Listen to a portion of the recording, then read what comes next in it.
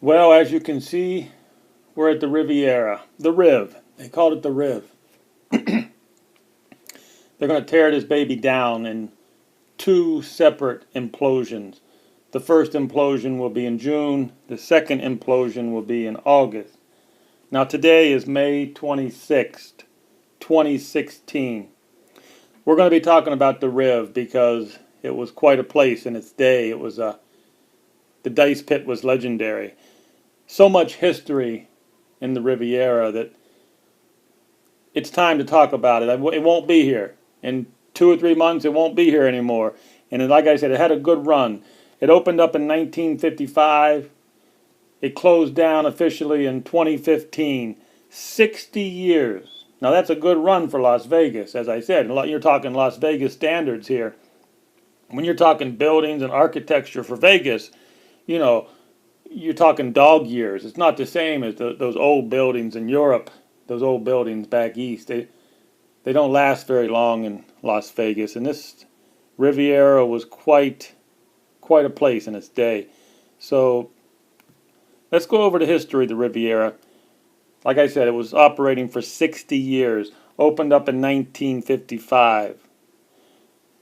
And the man who was unofficially the owner back in 1955, that would have been Tony Accardo. Tony Accardo, and also I think Meyer Lansky. Meyer Lansky was a money man.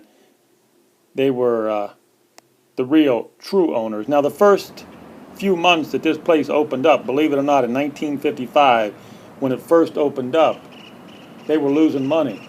They were losing money for like 3 straight months.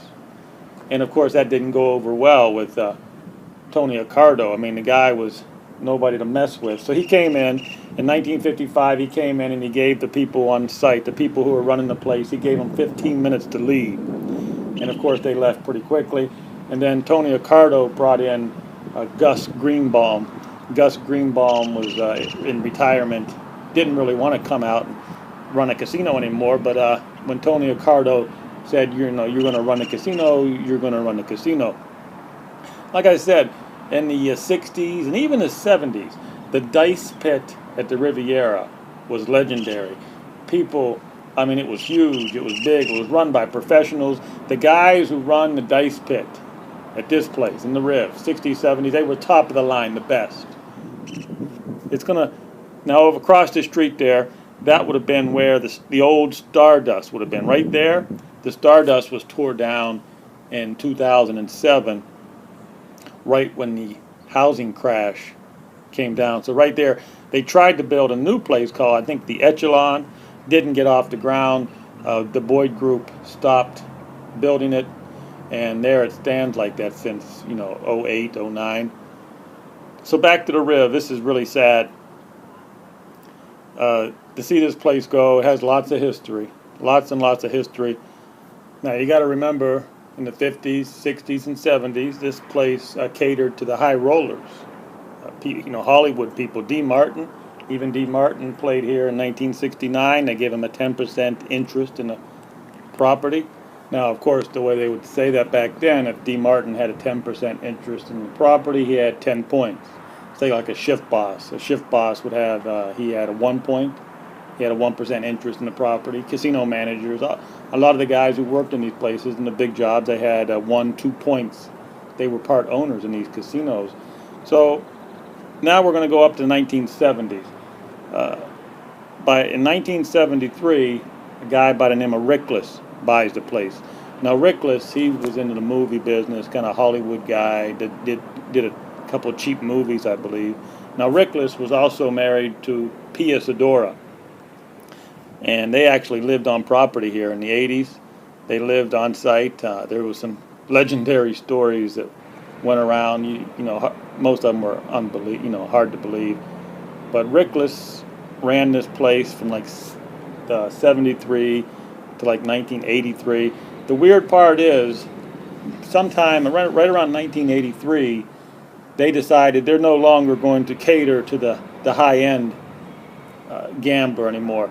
So it was right around 1983 that everything changed. They decided they were going to cater to the middle guy, the middle-class fellow. And something happened also about that time. They put a Burger King.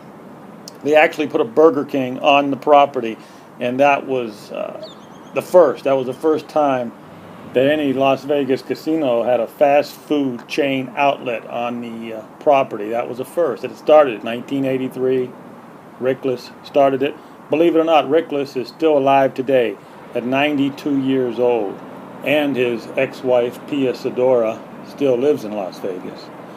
Now, what they're doing here to the building right now, they're getting the building ready for the implosion. Like I said, there are going to be two implosions. One implosion in June, one implosion in August. Now it's going to cost $42 million to demolish all these buildings. $42 million just to bring these buildings down. Now, last year, the Las Vegas Convention Center, the authority there, they bought this property. They bought it for $182 million. Yeah, the Las Vegas Convention Authority, they paid $182 million for the property. They're going to tear it down. I guess it's going to be used for convention parking space, or maybe they'll build some extra buildings. So here it goes. It's 60-year run. It was a good run, and the Riviera is coming down. The Riv is coming down. Oh, and one thing I forgot, they did find some asbestos in this property, one of the towers. That's what they're doing right now. Before they implode these towers, they want to get all that asbestos out of there. So that's what the construction guys are doing now. And let's go over some of the movies. Lots of movies were filmed here. Many movies were filmed on property here.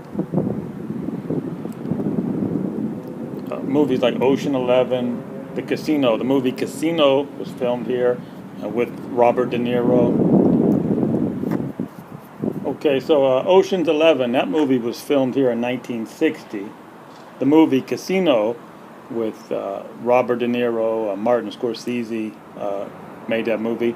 That was made in 1995. They had Austin Powers, International Man of Mystery. That was 1997. Vegas Vacation. Yeah, the movie Vegas Vacation was filmed here in 1997. 3,000 Miles to Graceland.